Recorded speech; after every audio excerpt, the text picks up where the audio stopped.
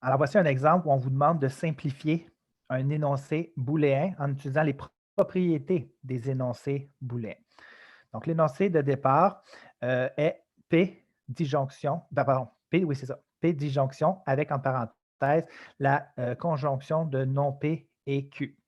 Donc, ce qu'on veut faire, c'est tenter de réécrire cette propriété-là, cette proposition-là de manière plus simple. Alors, on doit chercher un équivalent. Donc, si on regarde notre énoncé booléen, on voit qu'il y a trois propositions, P, non P et Q, et que deux d'entre elles sont entre parenthèses. Je vous invite à remarquer qu'on a affaire à une disjonction suivie d'une conjonction.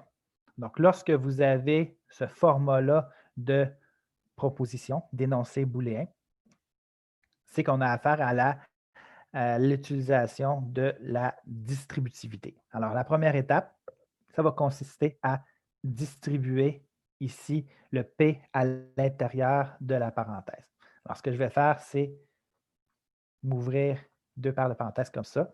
Le P va se distribuer sur le non P et ensuite le P sur le Q dans l'ordre. Donc, P avec non P et P avec Q. Et je vais terminer avec les symboles. Donc, le P se distribue sur non P avec le symbole de disjonction. Le P se distribue sur Q avec le symbole de conjonction. Et on a entre les deux le symbole de conjonction. Okay? Je vous rappelle le truc que je vous ai donné lorsque je vous ai présenté les propriétés. L'opérateur qui est entre les parenthèses devient l'opérateur qui est à l'extérieur des parenthèses. Donc, pour justifier cette équivalence-là, je vais écrire ici que j'ai utilisé la distributivité.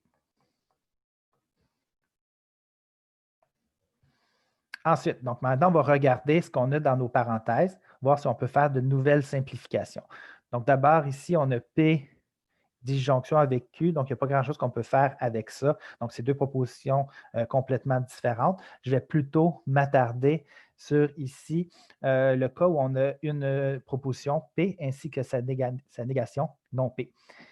Alors, ici, on va appliquer le principe, la propriété de complémentarité.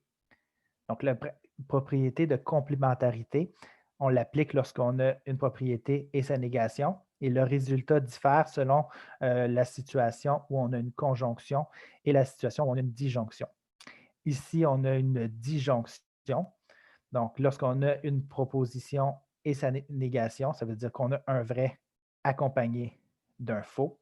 Et dans le cas d'une disjonction, un vrai et un faux, ça donne toujours vrai. Alors, si vous allez voir vos propriétés, on peut aller les voir à la page précédente. Ce qu'on est en train d'appliquer, c'est la propriété suivante. Un P accompagné d'un non-P dans une disjonction, ça donne une tautologie. Donc, cette parenthèse-là, c'est équivalent à une tautologie. Et l'autre parenthèse, on la reproduit telle qu'elle. Et la propriété que j'ai utilisée, c'est la complémentarité.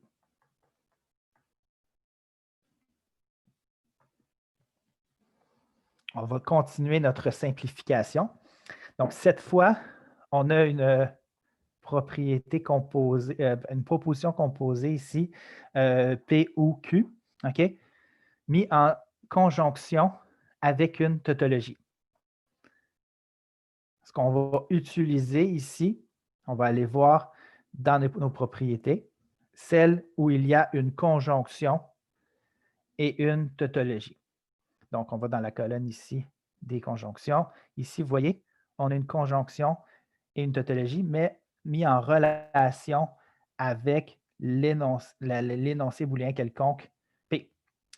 Donc, on a affaire à l'élément neutre de la conjonction. Alors ici, bien que l'énoncé soit un énoncé composé, ça n'a pas vraiment d'importance. Okay?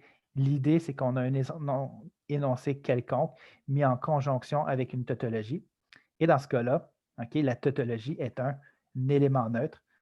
Alors, autrement dit, ça disparaît pour ne laisser que la disjonction de P ou Q. Et ça, c'est parce que la tautologie, c'est un élément neutre de la conjonction. Élément neutre.